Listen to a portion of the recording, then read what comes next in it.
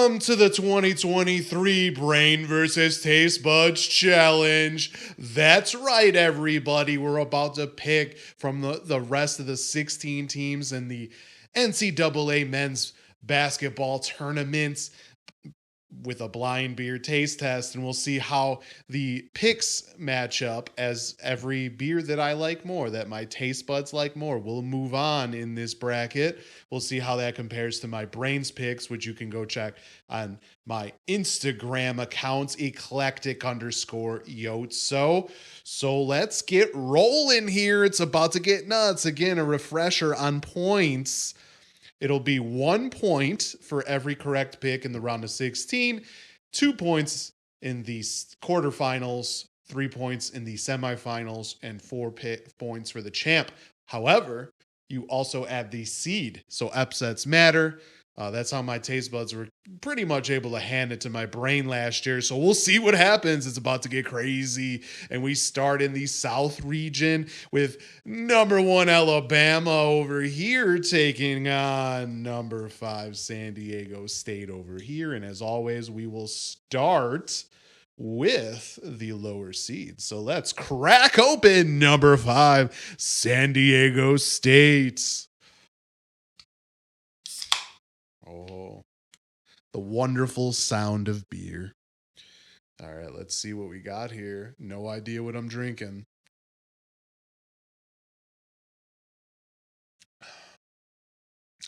Ooh. Definitely got some hops, a little bit of Citra type of a hop flavor.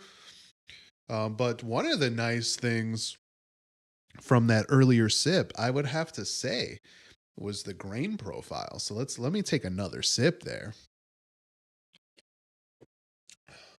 It's pretty tasty. There's like that slight hint of breadiness, that maltiness, but you do get the hops through, and it definitely has like a citra-y type flavor. Not too bitter, not a lot of hops. It's very regular pale ale type of a situation, but I mean, it's pretty solid. I don't know if it's blowing me away yet, but it's pretty solid, but we have to see how it compares.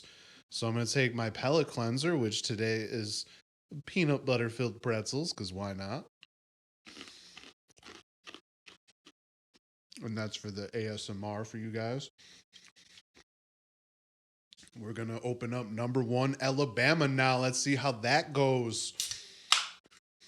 Again, this first round when I get to crack open all these beers, and again, I'll be revisiting the winners as they move on, but it's a good sound, that little crack. All right, let's check it out.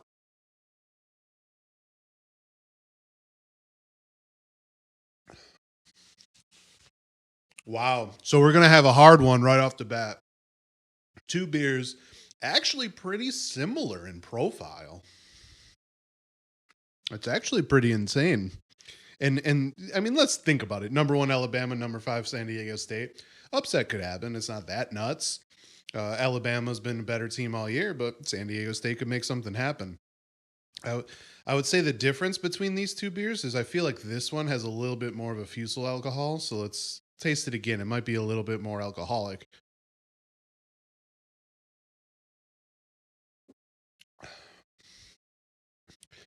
Yeah, that's 2 solid beers to open with, which is nothing to sneeze at.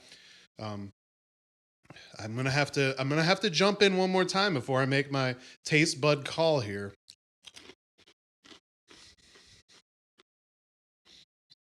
Just taking in the aromas.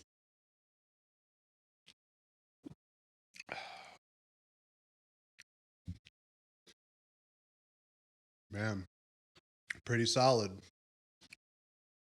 Pretty solid right there.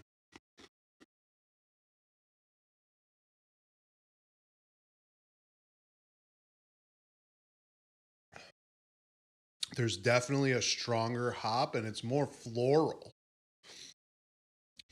It's a tough one. Now, my brain did go with Alabama, but again, I'm just doing this by the taste bud flavor, not by anything my brain's saying. And I have to say that I've tried both of these. This one seems like one of those normal IPA situations, floral, very good. But San Diego State is moving on. Upset right off the bats. All right, moving on in the South. We got number 6 Creighton taking on number 15 Princeton, the upset darlings of the tournaments.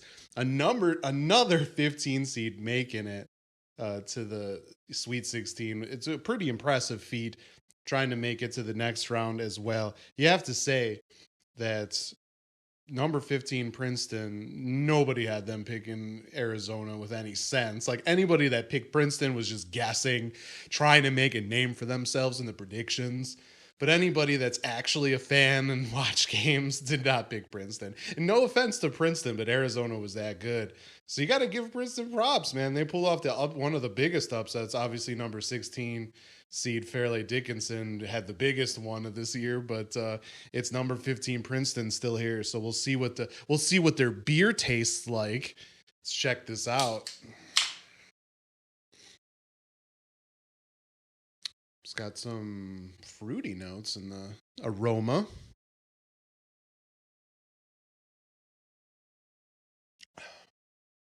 Whoa. Right off the bat, we're getting some playful dancing around in my mouth here.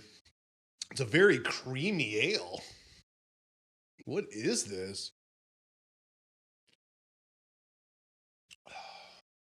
Wow. I think I taste like a wheat kind of a flavor, like a banana type yeast. But it's tough. It's a very creamy, it's a very solid beer, whatever this is. Princeton bringing it. Let's see what Creighton has.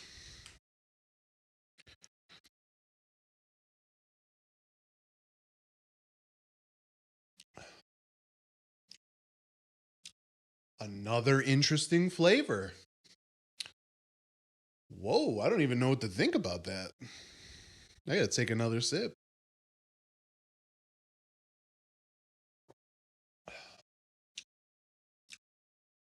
Wow. This is going to be another tough one because both of these are unique on my taste buds. They're not like crazy unique, like some of the like berry beers that I've had in the last couple of years on this blind taste test, but they have a unique flavor. This one's very creamy, the Princeton one, and this one it's kind of like an ambery type flavor, but it's very smooth. Um, It has a little bit of a hop flavor, I do have to say, but it's very subtle. Um, and both, this has like almost no aroma. The Princeton one has like a fruity type of aroma. It's like, man, it's like oranges or something, but it doesn't have a hop flavor based on what I tasted. So I'm gonna take a palate cleanser and take one more taste here. Princeton.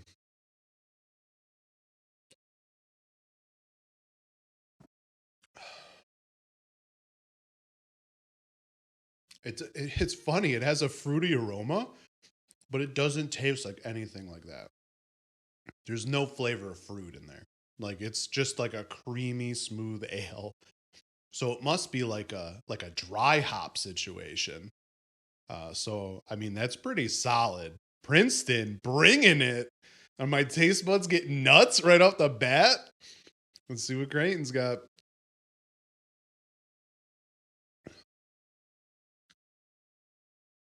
Wow. I mean, again, so far, no complaints on any of these beers. They're very good. But when I taste both of these back to back, I have to say that the creaminess of Princeton has another upset. Princeton is moving on. Moving on to the Midwest. And I have to say that we already have some ridiculous matchups by my taste buds because they're going with San Diego State against Princeton in the South region in the quarterfinals. That is insane. We'll see. We'll see what happens, but my taste buds taking some crazy, crazy risks right off the bat. So let's get going. We got number 1, Houston, taking on number 5, Miami. And of course, we'll start with the lower seed. So let's see what we got.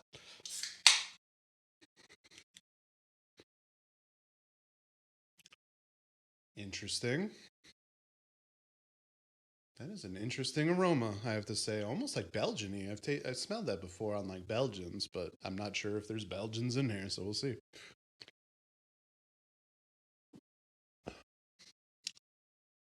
Okay, so we're getting a little bit of a fruitiness happening.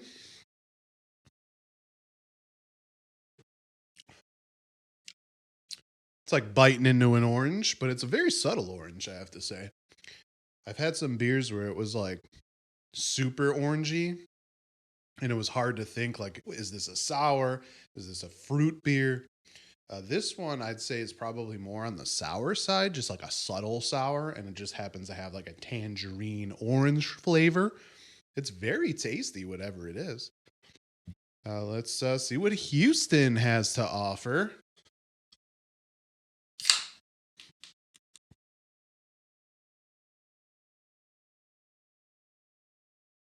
Interesting. There's another kind of a slight aroma that makes me think of a Belgian, but I thought that on the last one, and I don't think that was. So.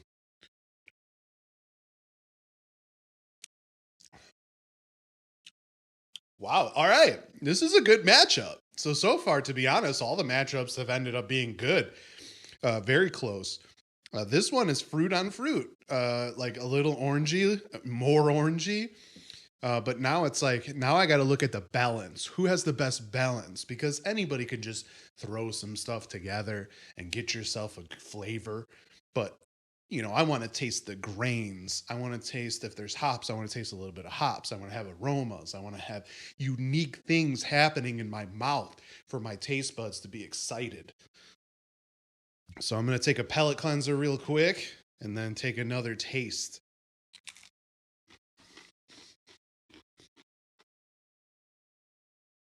Let's see what happens.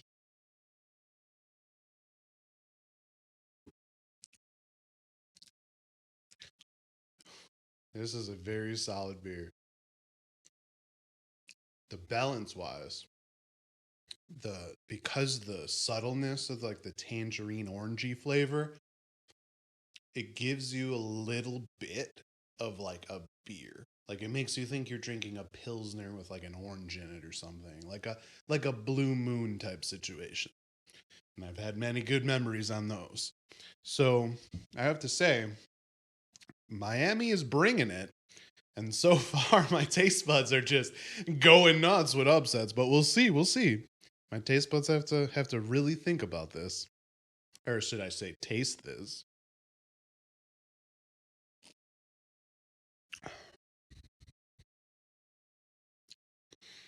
Wow. I think what's crazy about both of these beers is that they're actually fairly similar. And I'm gonna have to go to like tiebreakers here because they're both good. They're my kind of beer. I really like this kind of a subtle beer, but let's check it out.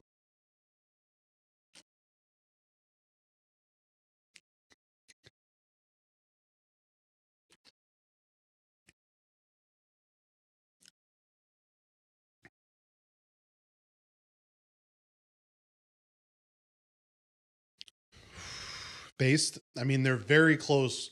Their flavor profiles are almost identical. So these breweries are like really going nuts. But the aroma is a little stronger in Houston. So Houston is moving on, and we don't have a problem. Moving on. Xavier, number 3, is taking on number 2, Texas, over here. But we're going to start with number 3, Xavier, see what they got going on. And as you can see, I'm a couple of sips in, so I'm a little bit more loosey-goosey, and I'll be getting that way throughout these videos. And this is just video 1. So let's check this out. Number 3, Xavier, what do you got going on? Whoa, that aroma's already enticing me. Interesting.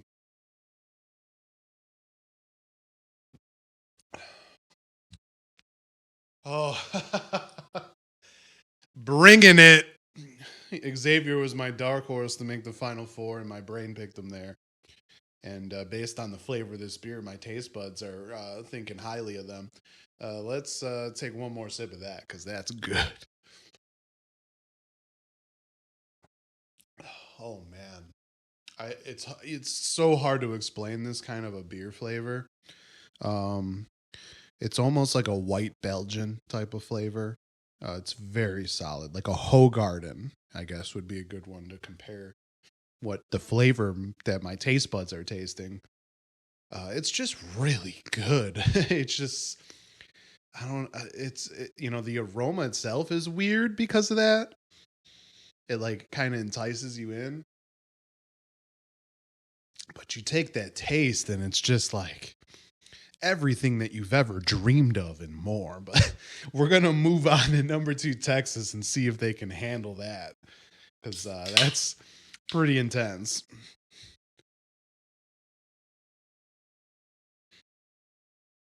No aroma. That's not a good start, Texas.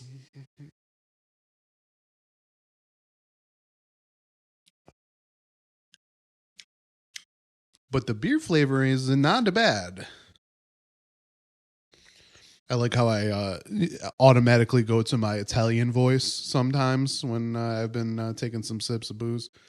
You know, it's not the bad.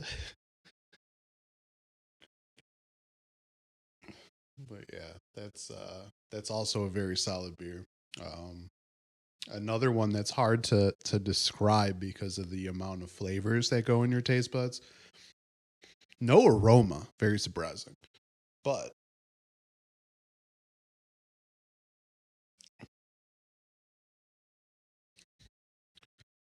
wow, flavor wise, it's like a very smooth pilsner that happened to have some more flavor to it. Like you really taste the yeast. It's very yeasty, this beer.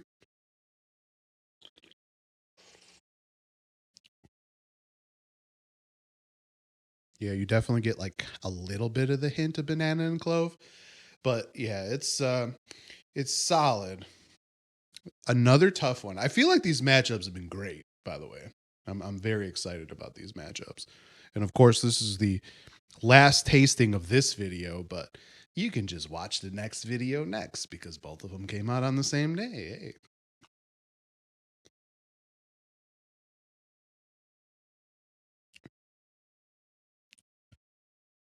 Man, I have to take a pellet cleanser. I feel like I'm tasting the same things.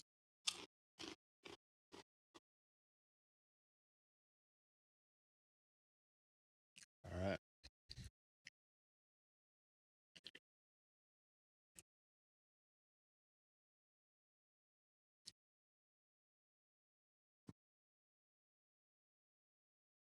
There's just something about this beer brings me back to a lot of different things in my memories. I think that's why my taste buds are calling to it. Because remember, we're drinking these beers. If you taste anything that and you had a moment in a night, you had something great happen to you, you had some amazing things, great party. Maybe you just, enjoyed the scenery when you were out walking at night looking at the stars, whatever it may be. This one brings me back. So number 3, Xavier with the upset! And that's the first video as we went through 2 parts of the bracket. You could just watch the next video next. Look at that. I hope you enjoyed your time here. Until the next video, salut. Of course, the quarterfinals video will be out tomorrow, and the semifinals and finals and a reveal of the top 4 beers that I've been tasting will be out on Thursday. So stay tuned for all that. Peace out.